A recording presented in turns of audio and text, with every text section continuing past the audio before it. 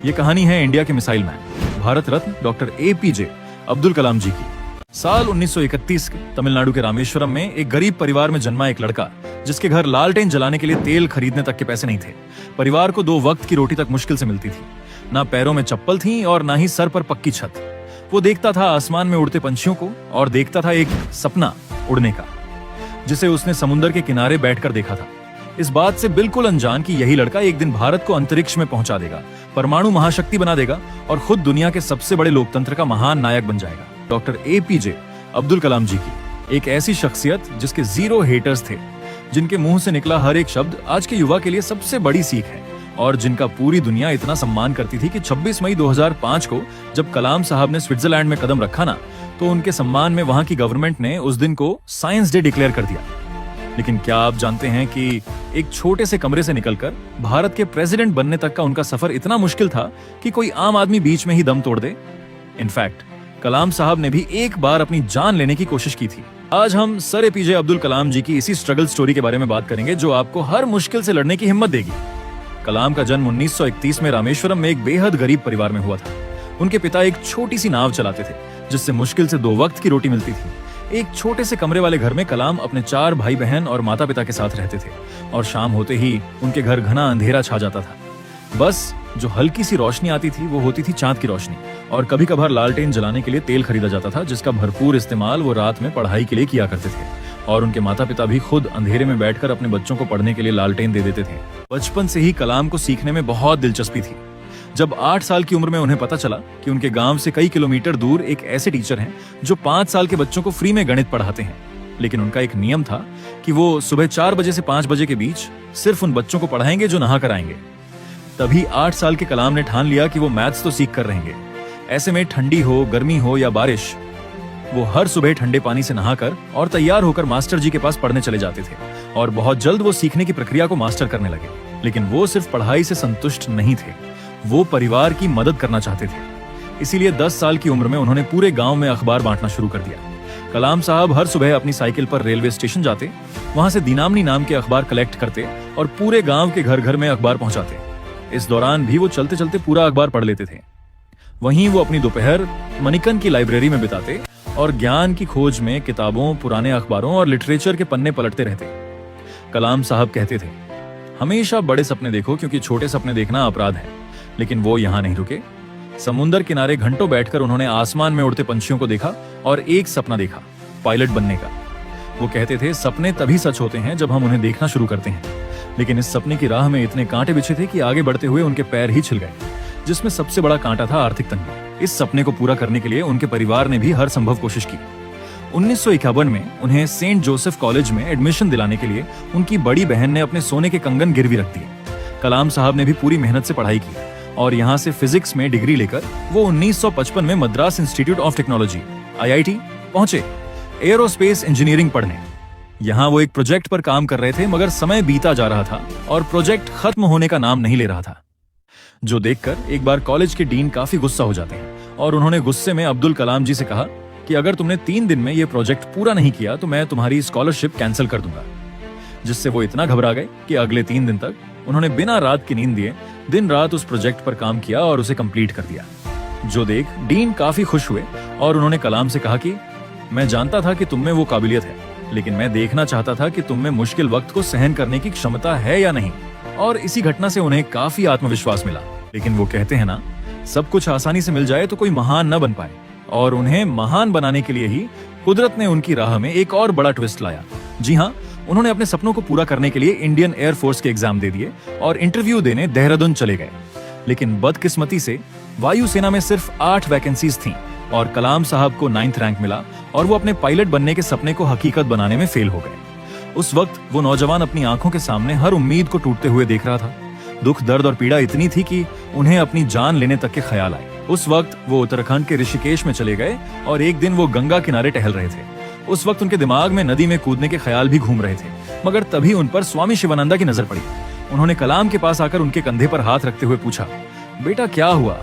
सुनकर कलाम की आंखें भर आईं और उन्होंने स्वामी जी को पूरी बात बताई कि मेरी बहन ने मुझे पढ़ाने के लिए अपने गहने गिरवी रखे थे, लेकिन मैं फेल हो गया।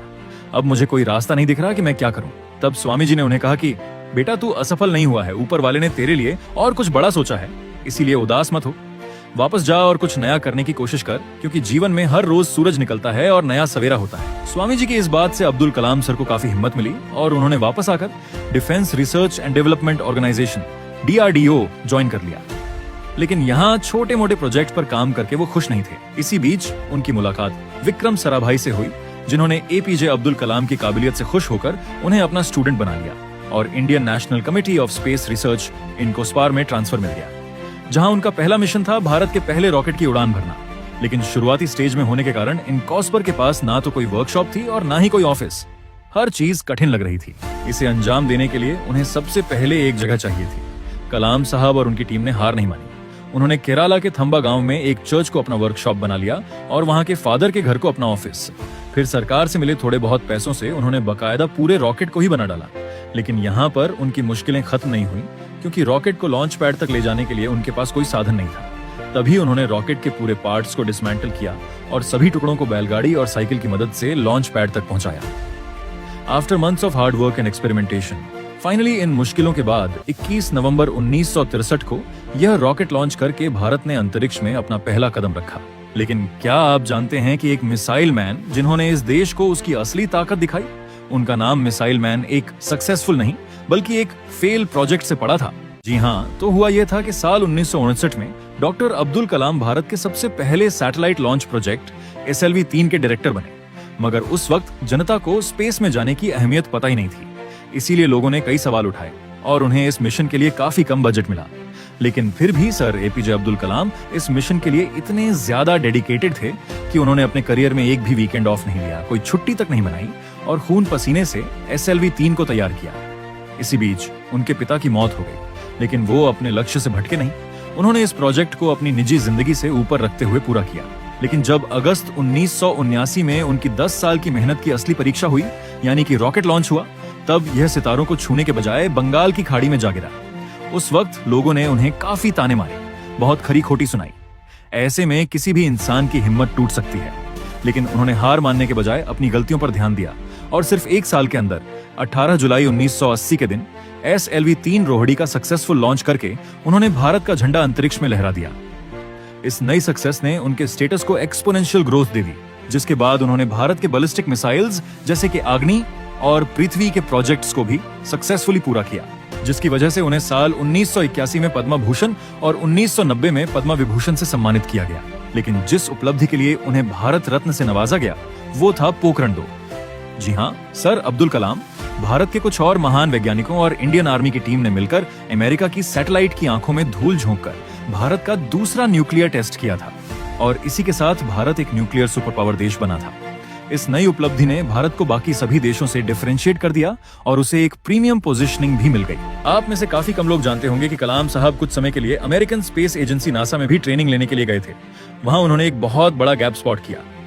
वहां की मैनेजमेंट उन्हें देखकर इतनी इम्प्रेस्ड हो गई थी कि उन्होंने कलाम सर को नासा में जॉब ऑफर कर दिया और कहा कि हमें आपके जैसे ही तो टैलेंट की जरूरत है और वैसे भी आपके भारत में रखा क्या है। लेकिन कलाम ने यहाँ एक अलग रास्ता चुना।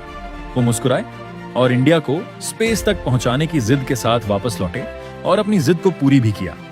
और इवन नासा का कोई भी वैज्ञानिक उनसे नफरत या जलन महसूस नहीं करता, बल्कि अब्दुल कलाम सर तो उनके भी रोल मॉडल हैं। इसी तरह कुछ साल बीते और फिर आया 25 जुलाई 2002 का वो ऐतिहासिक दिन जब सर APJ अब्दुल कलाम भारत के 11वें प्रेसिडेंट बने।